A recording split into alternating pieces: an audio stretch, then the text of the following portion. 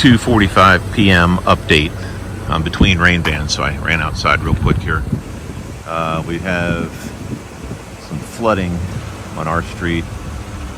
This is going to be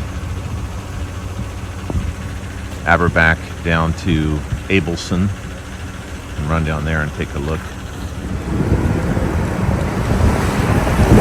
We've got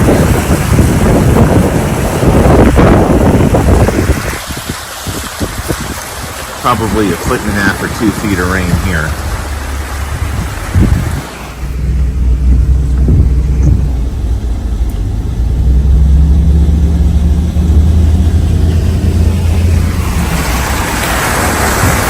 It's hard to see where the road ends. So we've probably got about 2 feet of water here.